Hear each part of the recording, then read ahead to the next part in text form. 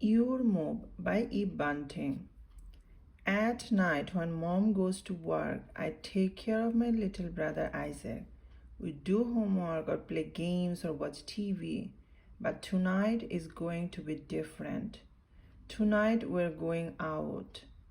We have to make sure mom's not still waiting at the bus stop, so we play checkers a while. Every move I make, Isaac makes too. Now that dad's gone, he thinks I'm smarter than anybody. Besides, I'm 10 and he's only 6. When we finish 2 games, I thump on our neighbor's wall. We're supposed to do that every night, every hour till bedtime. That way she knows we are all right. She thumps back. I look over at Isaac in his red sweatshirt. Let's go, I say. We have to be back for the next thumbs or she will come looking. Will you have enough time, James? Isaac asks me. I think so. Whatever it is, it shouldn't take too long. I'm nervous, but try not to let Isaac see. The K-Bones are waiting at the corner of Rossetti's Pizza Palace. They give me the high K-Bones handshake. Chris and Bones put his crew together, except it's not really a crew. Chris says they're just a bunch of kids who hang out and do cool stuff like a club. Tonight, I have to prove myself so I can be in their club too. How come you brought the little punk along? Chris asked. I told you I can't leave him alone. What if something happened? Chris grins and gives Isaac the K-Bones shakes too. I can tell Isaac likes that. So what do I have to do? I ask. Chris rattles a can of spray paint. Just some writing, he says. I take a deep breath. You mean tagging? Bones shakes his head. Chris tag. We write. He fakes a punch at Isaac. Isaac likes that too. You know the sign on the 405? Chris asked me. I don't know which sign he's talking about, but I nod anyway. Snakes, one of the K-Bones yells. The guys in front of us all wearing black. They are big. Maybe they are even in high school. K-Bones roll. Chris calls out, but his voice is as rattly as the freeway pole. Not for long. One of the snakes says, and I am thinking, okay, they are going to go right back up that pole and ride over what I just wrote. Then the K-Bones will come back and run, go. They have got a gun, Bones shouts. A gun? I have never felt my heart slide around the way it's sliding now. We're all running. I'm dragging Isaac because he is so slow. The K-Bones are way ahead. Then I hear a shot. I have heard shots before around our building, and I know how they sound. Isaac falls, and for an awful minute, I think he has been hit, but it's just that I am pulling him too fast. Let go of me, stop, he yells. His knees are scraping along the ground and he is screaming his head off, and I can't stop. We have got to get away. I glance down. Oh no, the knees have been torn out his jeans and there's blood. I look back and see the snakes have disappeared, so I stop.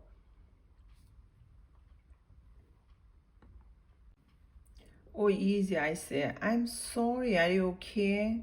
I crouch down beside him. That's when he sees the blood, and that's when he really starts screaming, blood, blood, he yells. I have to almost carry him home, and when he get there, Mom and Mrs. Lopez from next door are waiting.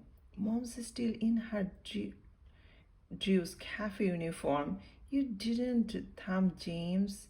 Mrs. Lopez says, all mad. And when I came in, you were gone. What are you trying to do? Give me an attack? Mom's staring at Isaac's knees. What happened? He fell down, I say. I fell down, Isaac says. Isaac nods too, though he knows even less. The snakes put their name on it, Chris says. You are going up to put our name over there. Cool, I say. But I'm more nervous than ever. I hold Isaac's hand as we cross the street. He tries to pull it away. Now we are walking single file on the narrow road that borders the freeway. Above us, traffic roars loud as 1,000 lawnmowers. We can't see it because there's sloping bank with a wall on top. TV sounds blast from the houses we pass. A dog on a chain barks at us. Chris stops and points. High above the freeway, the green sign hangs on its metal pole. Two spotlights shine on it. A lot exit, it says, except you can hardly see the words because snakes is written over them in red curvy letters. My stomach is acting up. That sign is high. How am I supposed to get to it? James has to climb that, Isaac asks. He is grabbing at my arms like he wants to keep me back. To tell the truth, I wish he could keep me back. I wish I could slink away, but how can I? I'm here to prove I'm tough enough to be in caboons. We climb the bank, which is covered with scrubby plants, but James, there are tears in Isaac's eyes. I'll be okay, I say. Remember the school picnic when I climbed that cliff? Yeah, but I hand him my jacket, holds this. Bones keeps me the can of spray paint and Chris boosts me up on the wall. It shakes and jolts as the traffic goes by.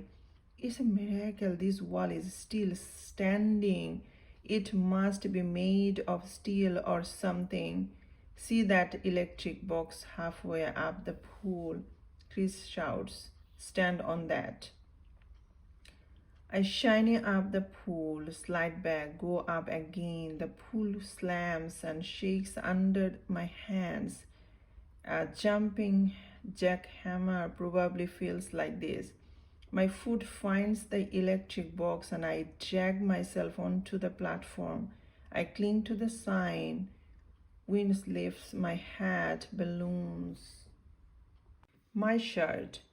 Below me, the chain of headlights goes on forever. I make myself look down and back. Isaac and K-Bones are hazy blur.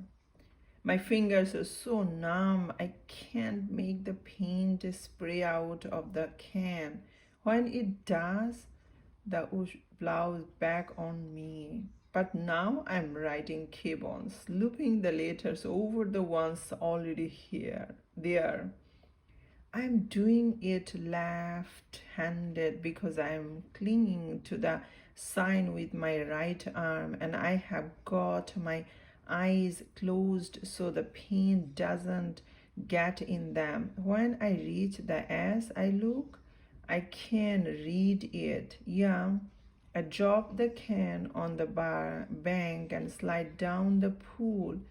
Bones and another guy hoist me off the wall. It's a good thing because I couldn't have jumped. I lean back. The wall is so solid, so is the ground. Isaac's holding my legs and crying his head off. I thought you were going to fall, he says. Nah, I'm suddenly so cool. I take my bunched up jacket. The guys push around me, shouting, "Great man!" and stuff like that. We are up, Chris says, but we got to get out of here fast. Somebody could have called us in. I grab Isaac's hand and we start running. I'm looking back at the sign. "Do you do this a lot?" I ask Chris, panting out the words because we are running so hard. He flashes me a grin that I can't see clearly in the street lights. Sometimes we play the take it game. We know take it from the mini market, take it from Bates Drugs. "You mean steal?" "No, it's a game." "You're pulling me too fast," Isaac wins, and I slow down a little. I'm not feeling too great about getting him mixed up in this. I should have known the kind of stuff the K-Bones do. I'm not that dumb. Maybe I did know, but I wanted to be in with them. Suddenly, everyone stops. Mom frowns. "I'm not happy about this, James. I have to be able to trust you." She bathes the blood away and puts on antiseptic stuff that stings and makes Isaac yell some more. Mrs. Lopez gets the bandage. Mom says that from now on she is taking no more chances. Tomorrow she will put a notice on the supermarket board and have someone stay with us full time while she is at home. She will find the money somehow. I would do it myself, but Mr. Lopez likes me with him at night. Mrs. Lopez says Mom tells her she understands. For now, Isaac and I are on our own. Even so, we have to thump on the wall every half an hour. The very next night, we're playing checkers when someone knocks real softly on the door. Through the peephole, I see Chris. I let him in. He's wearing a brand new Lakers cap and carrying another. "How are you doing?" he asked Isaac, starting at the bandage. "He could have been dead," I say. "How are you doing?" he asked Isaac, staring at the bandage. "He could have been dead," I say. Chris grins. "Now, those snakes couldn't hit a brick wall if they had a cannon. When we get a gun," he stops. "When they get a gun? Oh, great. Give me a break, I think." Anyway, Chris says the K-Bones took a boat. "We are in, James. You too." Isaac, even though we are just a little punk, he takes off the Lakers cap and gives it to me. "You have all got this now," he says, "club caps." I turn it in my hand. Club cap, crew cap, lifted in a take it game. I give it back. "Thanks, but no thanks." Chris looks at me. It's like he is reading my thoughts. He looks away. "Well, here's yours." He sets the other cap on the table beside Isaac. Isaac touches the peak. He loves the Lakers. He wants this cap. I can't tell. It's brand sparkling new purple and gold. He picks it up, holds it and sighs and gives it back to Chris. "Thanks, but no thanks," he says. Chris grabs it from him. "That's what I get for sticking up for you guys." He's really mad. When he slams the door behind him, the whole apartment shakes. We listen for the gasp of the outside door at the bottom of the stairs, and when we hear it, Isaac says, "He's gone." He pushes the checkerboard toward me. "Your move, James." He watches, then makes the exact same move I make. I smile. "You're so weird, Isaac," I say. "But it's okay, he's only 6, and I am his brother."